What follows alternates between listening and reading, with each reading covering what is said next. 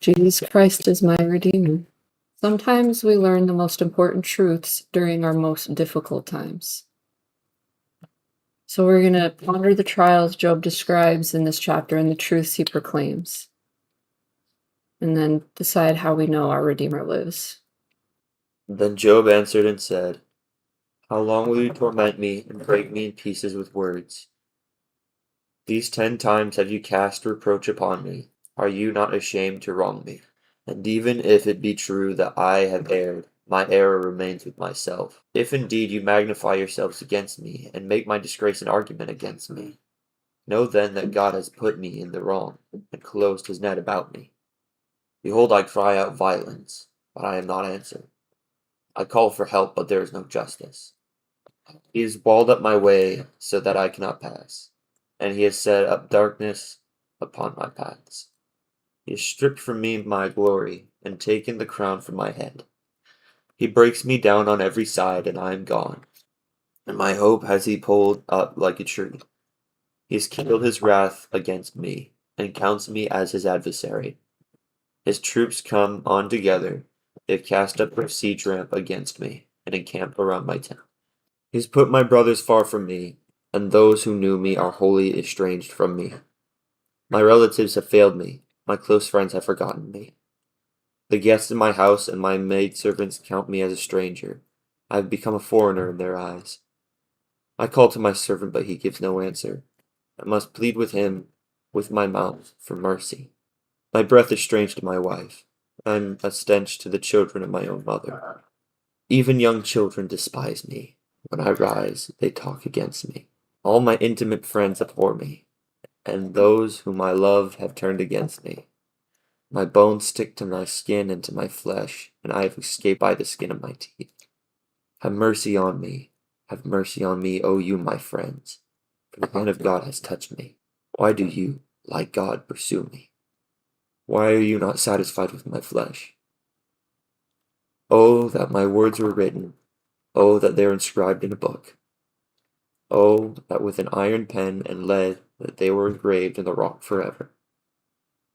For I know that my Redeemer lives, and at last he will stand upon the earth. And after my skin has been thus destroyed, yet in my flesh I shall see God, whom I shall see for myself, and my eyes shall behold, and not another. My heart faints within me." Well, this is a very beautiful and impassioned testimony from a person who has every reason to do what his wife said and curse God and die. And he will not. He just talked about all the horrible things that have happened to him and what he's going through. And he says, I wish I could engrave what I know into stone so that it will never die. But I know my Redeemer lives. So after all this that's happened to him, it doesn't erase the truth that there is a Redeemer, and he knows of his Redeemer. He knows the Redeemer will stand on the earth. He knows that his mortal experience is temporary. He'll die. His body will go back to the earth, but he will be redeemed. He will see God in the flesh. He'll use his eyes, his physical eyes, to see him. So Job knows that his Redeemer lives. How do you know that your Redeemer lives? Have you used his atonement at all, or seen his power, and you know that it's his, and you know that it's him? Yeah. Of course. So I don't know that you guys are going to experience the extremity of Job's trials, Hope not. but you are going to experience afflictions, and you are going to feel very similar to him. I know that when I was young, I would feel like Job if I just didn't get my way about something. Something that I thought would overcome me when I was young, I got through, and now is like nothing to me. Like, it happens frequently, and it doesn't matter that much. And then now something happens to me, like that illness I went through, and it was like, I felt like Job, I felt like, why don't I just leave? What is the point of even being here? And I went through it, and now some of those moments that were acute still happen sometimes, and it's like I don't feel that way anymore. I can manage it much better now. So there are going to be things that to other people might not seem like a big deal, but to you feels like a big deal, right? And you are going to go through things that afflict you.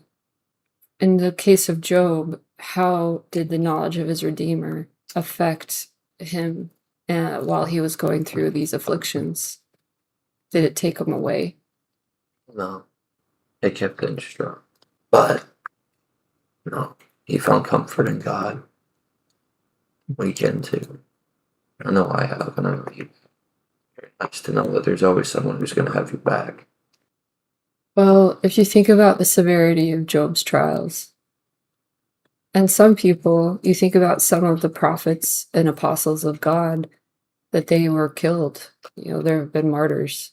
I think what we've discussed and discovered is that our attachment to our things in this mortal life is kind of a stumbling block to our connection to God sometimes. Like we put them above God's purposes a lot.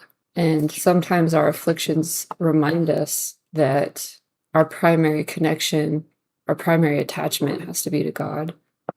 Because we can get all of it taken away and we could suffer the worst afflictions in this life. But what does Job say? What does Job have a true knowledge of? And what can we have a true knowledge of that will help us feel that hope and that power even when all is taken away from us? For I know my Redeemer lives, and at the last he will stand up on the earth. One of the things that I experienced when I was the worst, when I was the sickest, was I wanted to just be saved from it. It was like, please make this stop. But once I got through those moments, feeling the power of the atonement as I was going through it, and feeling his presence more strongly than any other moment in my life, once the acute pain that was torturous was gone, and I was just kind of an invalid, I actually was like, if having you this close to me means that I have to feel this way, I could feel this way forever, as long as I feel you so close to me. And it's like I was dependent on other people so much still, but it was like I just loved how close I felt to Jesus, how powerfully the atonement was present every day, all the time. And it's hard to let go of that. It was like, yes, I want to be healed so that I can take care of my family. But selfishly, I don't ever want to be away from this feeling. And then as I was healing, it was like, all right, I know what it feels like. And I know that that's what's waiting for me in the end. And I know that now it's time to work. And I know that now that I have my strength back, I'm going to do the work that he's called me to do. And then I get to be with him again. So as you're moving through this life, you get distracted by these desires and these things that pull you towards them. They're very magnetic and they pull you towards them. But don't forget, this is the primary connection that you should be strengthening in your life with God, with your heart connected to God above all things, so that when everything is taken away from you, you still can have joy in that connection because it's greater than any attachment that you have on this earth.